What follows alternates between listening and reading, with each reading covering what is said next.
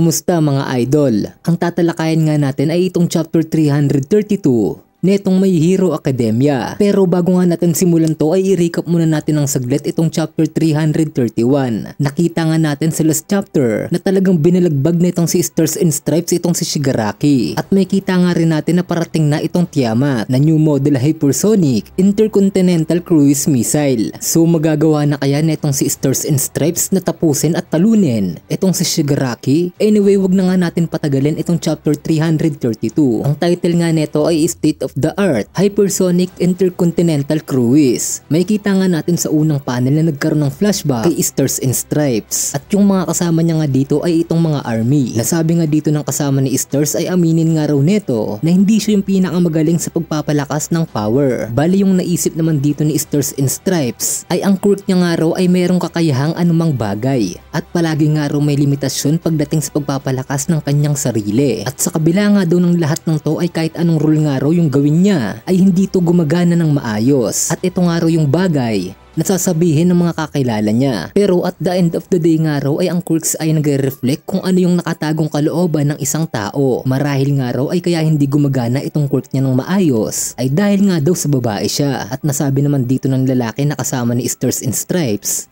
ay wala nga daw tong kinalaman sa pagiging babae niya. Ganyan lang daw talaga yung quirk niya. At pag hindi nga raw sumupat itong quirk ni Stars and Stripes ay gamitin nga raw sila para mas tumindi pa ang puwersa nitong mga pag-atake niya. At marami nga daw talagang ginagawa itong si Stars and Stripes. Pero ang pinaka-problema nga daw neto ay kinukumpara nga daw ni Stars itong sarili niya kay All Might. Pero ang totoo nga daw dito ay itong si Stars and Stripes nga lang daw ang merong kakayahan na makahabol sa napakatinding taong yon. At sagot naman ng isa ay tama nga raw dahil pareho nga daw talaga silang mababangis. At may kita nga natin itong si Stars and Stripes na parang kalmado lang during that time. At yung nasa isip nga dito ni Stars ay ayan nga raw yung kinasusuklaman niyang mga salita. Pero kahit kailan nga raw ay ni minsan hindi sinabi ng mga kasama niya yon. Bali-balik naman sa current storyline. So may kita nga natin dito itong hypersonic na malapit na kay Stars and Stripes. Nasabi nga dito ng fighter pilot ay nandito na nga daw sila. Susubukan daw bang hawakan ni Stars and Stripes itong hypersonic powder kegs neto? Nasabi naman ni Stars na oo.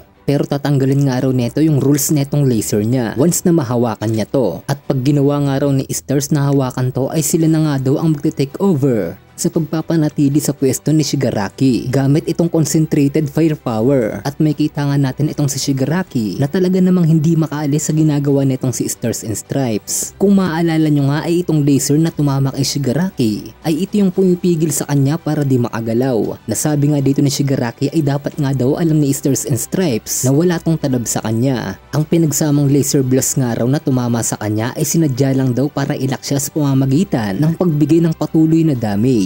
At dagdag pa nga ni Shigaraki ay ang lahat nga daw ng bagay na to ay nagsasabi sa kanya na yung ginagawang pag-atake ni Stars na isang single attack lang ay hindi siya magagawa netong pulbusin. At itong ginagawa nga daw ni Stars ay walang kabuluhan o walang kwenta. At biglang pumasok nga sa isip ni Shigaraki ay mukhang may inaantay nga raw to na isang bagay na maaari na mas matindi pa sa pag-atake na to. Sa kabilang panel naman ay nasabi na itong fighter pilot ay masusunod nga raw. Iyak na magiging abala nga raw sa paggamit ng hyper regeneration itong si Shigaraki. Pero once na lumipat nga raw itong si Stars sa isa pang sorpresang pag-atake ay paniguradong magdadala nga raw to ng matinding sakit. At tulad nga daw to ng isang bali naputol nga yung panel na yan at lipat naman kay Shigaraki. Kung saan naman ay pinakita itong si Shigaraki na talagang hindi maagalaw sa laser. Ang nasa isip niya nga rito ay hindi nga daw to pwedeng mangyari. Pero dapat nga raw ay mayroong paraan dito para makatakas. Isang make or break moment nga raw para sa kanilang dalawa ni Stars and Stripes. At pinakita naman dito itong si Stars and Stripes na talagang gigil na gigil kay Shigaraki. Nasabi nga dito ni Shigaraki ay isa nga raw tong shitty game of hot potato. At makikita naman natin itong si Stars and Stripes na nagsabi na magsisimula na nga raw ngayon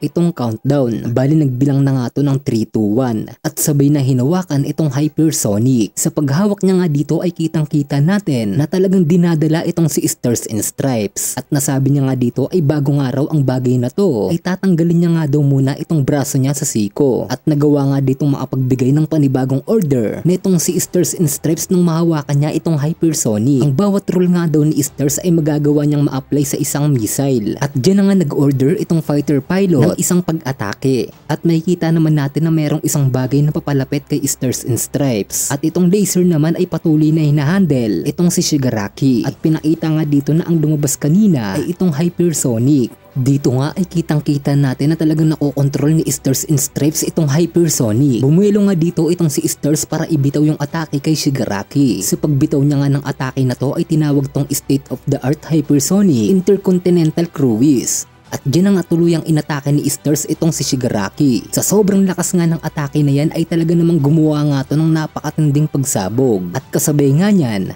ay pinakita na talagang hinawi din neto yung mga ulap. At makikita nga dito itong si Endeavor na nagulat dahil sa lakas ng pwersang naramdaman niya mula sa kinaroroonan netong sila Stars and Stripes. Makikita nga natin dito mula sa malayo itong top 3 heroes ng Japan na talaga namang napakalayo pa sa kinaroroonan ng napakalakas na pagsabog. So kitang-kita nga din dyan yung tindi ng atake na ginawa netong si Stars and Stripes. Inakala nga dito ni Stars na dito na magtatapos itong laban. Pero maya-maya nga lang ay meron siyang napansin na merong kakaibang nangyayari sa butas. At bigla nga dyang sumulpot itong sunod ng katawan at parang buto-buto na katawan na itong si Shigaraki. So talagang grabe nga itong nangyari sa katawan niya. Pero sa kabila nga ng lahat ng pag-atake ni Stars and Stripes sa kanya ay nagawa niya pa ding makasurvive. Bali mabilisan nga itong dumiretso kay Stars and Stripes. At makikita naman natin sa mukha na itong si Stars na parang alam niya na yung mangyayari. Nasabi nga dito ni Shigaraki ay kaya niya nga raw kontrolin itong damage na natamo niya. At alam nga raw ni Shigaraki na merong hinahanda na malaking atake itong si Stars and Stripes. At ang kanilang maliit na pabalik-balik nga raw nila sa ngayon ay nagsabi sa kanya na ang bagong kaayusan ay makakaapekto lamang sa dalawang bagay ng sabay-sabay. At ito nga raw yung dahilan kung bakit alam niya kung kailan magbabago yung isang sitwasyon. At nung dumating na nga raw itong paglilipat-lipat nila Stars and Stripes ay hindi na nga daw nag-aksaya ng oras itong si Shigaraki sa paggamit ng decade sa isang lagusan ng lupa. At kung nagtago nga raw siya at tumakbo bago pa tumama yung matinding atake ay nahuli daw sana siya netong si Stars and Stripes. Ang bagay nga daw na to ay isang sugal na umasa sa isang eksaktong oras. Ang segundong delay nga raw mula doon ay isang nakamamatay na pagkakamali. At nasabi naman netong fighter pilot ay ginamit nga daw neto ang Nomu. At dagdag pa nga netong si Shigaraki ay naglalaro nga lang daw siya nakasama itong pangit na laro ni Stars and Stripes. At itong fighter pilot naman ay inutusan agad itong ibang fighter. Kailangan nga raw ni Stars ng suporta. Kaya naman bumalik nga daw sila sa formation at bigyan ng daan para makatungtong ulit sa jet fighter itong si Stars and Stripes. Bali makikita nga natin itong si Shigaraki na talaga namang handa niya ng sugurin itong si Stars and Stripes. Nasabi niya nga dito ay laban sa sino man maliban sa kanya ay ang paglipat nga raw na yun ay kayang tumapos ng laban. Pero nagkulang nga raw ng isang beses itong si Stars and Stripes at dinala nga raw neto yung pamamaraan na yun sa kanyang libingan. At dyan na nga tuluyang pinasabog ni Shigaraki itong fighter pilot. Bali sobrang bilis nga ditong gumalaw ni Shigaraki. Nasabi nga dito ni Shigaraki ay mas mabuting gamitin nga doon nila itong resources nila. Bali gulat na nga lang dito itong ibang fighter pilot dahil napansin nga nila na parang walang nangyari kay Shigaraki. At nakatayo nga din itong si Shigaraki sa isang jet. At nasabi naman dito ni Stars and Stripes habang nasa ere ay hindi nga raw talaga sapat yung ginawa nila dahil napakabilis nga raw mag-regenerate nitong si Shigaraki. At nasabi naman netong pilot ay once na binulo nga raw ni Shigaraki itong sasakyan niya